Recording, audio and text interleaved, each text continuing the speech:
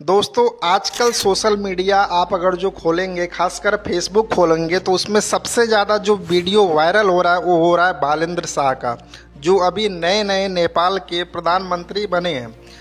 देखा जाए साथियों, हर चीज़ के दो पहलू होते हैं, उस पहलू को हम नहीं समझते हैं, क्योंकि भारत और नेपाल का इतिहास क्या है ये पुराने नेता जानते थे, पुराने लोग जानते थे कि नेपाल की स्थिति क्या है और आज भी नेपाल की स्थिति क्या है। क्योंकि भारत से इतने सारे सामान नेपाल में जाते हैं, शायद वो सामान नेपाल में ना जाए तो नेपाल की स्थिति क्या होगी। उसमें देखा जाए तो भारत के ऊपर कोई रील नहीं बना रहा है कि भारत देश नेपाल को कितना मदद करता है, कितना उसको सपोर्ट करता है। वहीं देखा जाए उत्तर प्रदेश ऐसा है जहां से नेपाल का इतना सारा बॉर्डर लगा है, उस बॉर्डर से लाखों लोग डेली आते हैं नेपाल और जाते हैं। लेकिन अभी बालेंद्र शाह का एक रील वायरल हो रहा है, जिस रील में उसने ऐसा बोला जा रहा है कि नेपाल में अब जाने के लिए आपको पासपोर्ट देना पड़ेगा। तो ये चीज़ें किसके लिए नुकसान है? कहीं ना कहीं इंडिया के लोग तो खुद में डेवलप है, लेकिन जो नेपाल के लोग भारत आते हैं, भारत से मार्केट करके जाते हैं, या भारत में नौकरी करते हैं, या भारत से आते जाते हैं, या भारत के जो टूरिस्ट हैं वो लोग जाते हैं। अगर जो नेपाल सरकार इस पे काम कर रही है कि आप पासपोर्ट लेके आ रहे हैं, तो हो सकता है नेपाल के जो डेवलपमेंट है या नेपाल की जो इनकम है वो कम हो जाए टूरिस्ट के माध्यम से, ऐसा मेरा मानना है। क्योंकि नेपाल और भारत का रोटी बेटी का रिश्ता है, उसमें अगर जो बालेंद्र शाह कुछ कर रहे हैं तो कहीं ना कहीं नेपाल के लिए बहुत बड़ा नुकसान है।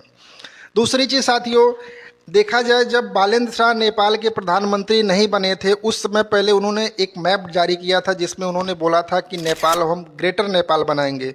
साथियों, जिस नेपाल का सपोर्ट भारत इतना ज़्यादा करता है, उस प्रधानमंत्री को कम से कम इतना तो सोचना चाहिए, भारत का तो सम्मान करना चाहिए कि भारत हमें इतना सब कुछ देता है, तब हमारी जनता यहाँ डीजल पा रही है, पेट्रोल पा रही है, या हमारे यहाँ जो भी खाने पीने के सामान आते हैं या जो भी आप गाड़ी मोटर आते हैं वो सब कहाँ से जाते हैं? भारत से ही जाते हैं।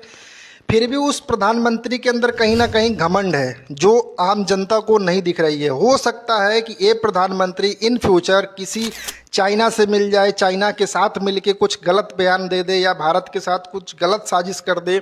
तो जो भी भाई मेरे रील्स बना रहे हैं इसके ऊपर कि नेपाल का प्रधानमंत्री इतना बेस्ट कर दिया कि भारत के नेता इतना बेस्ट नहीं कर पाए, तो उन लोगों को कहीं ना कहीं इस पहलू पे भी सोचने की ज़रूरत है कि ऐसे लोग जो नए युवक हैं वो लोग पैसे के लिए किसी हद तक जा सकते हैं, रिलेशन बर्बाद कर सकते हैं जो भारत और नेपाल का सदियों से चला आ रहा है।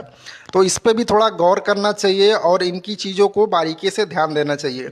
देखा जाए साथियों, नेपाल में इतना ज़्यादा प्रॉब्लम है खासकर बेरोजगारी का, क्योंकि वहाँ पर क्या है, इंडस्ट्री नहीं है। इंडस्ट्री क्यों नहीं है? क्योंकि नेपाल क्या है, चारों तरफ से देखा जाए तो पहाड़ों से घिरा है। अब जब पहाड़ों से घिरा है तो वहाँ पर इंडस्ट्री नहीं जाती है, ट्रांसपोर्ट वहाँ नहीं हो पाता है, और नेपाल के आसपास समुद्र भी नहीं है। तो ये भी एक नेपाल के लिए कहीं ना कहीं बहुत बड़ा माइनस पॉइंट है। दूसरी चीज़ साथियों, बहुत सारे लोग ये कह रहे हैं कि नेपाल का प्रधानमंत्री नेपाल को इतना बेस्ट बना देगा, उतना बेस्ट बना देगा। तो भाइयों, आप लोगों को थोड़ा सा गूगल सर्च करना चाहिए। हमारे उत्तर प्रदेश की जनसंख्या 24 करोड़ 25 करोड़ है और पूरे नेपाल की जनसंख्या 3 करोड़ है। हमारे यहाँ की जो बजट है उस नेपाल का 10% भी उसका बजट नहीं है उत्तर प्रदेश का। तो सोच के देख लीजिए हम कैसे इतने बड़े बड़े ख्वाब देख सकते हैं। ख्वाब देखना एक अलग चीज़ है, लेकिन उसको रियल में ज़मीन पे लाके देश को आगे लेके जाना ये एक बहुत बड़ी चीज़ है, और इसके लिए सालों साल के मेहनत लगते हैं।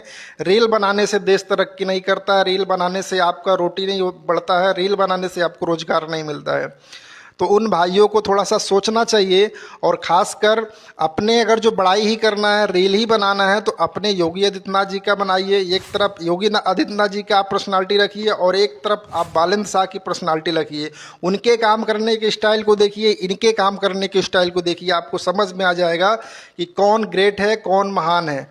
तो मेरा सपोर्ट हमेशा योगी आदित्यनाथ जी को रहा है, अपने देश को रहा है। जो भाई लोग ऐसा कह रहे हैं कि नेपाल सरकार बहुत बेस्ट कर रही है, तो साथियों बेस्ट तो कर रही है, लेकिन और लोग भविष्य में कितना बेस्ट करेंगे ये मायने रखेगा। और दूसरी चीज़ जो दो दोस्तों बोलते हैं कि जनता कहीं ना कहीं परेशान है या नेता भ्रष्टाचारी है, तो नेता को भ्रष्ट कौन बनाता है? आप जैसे लोग, हम जैसे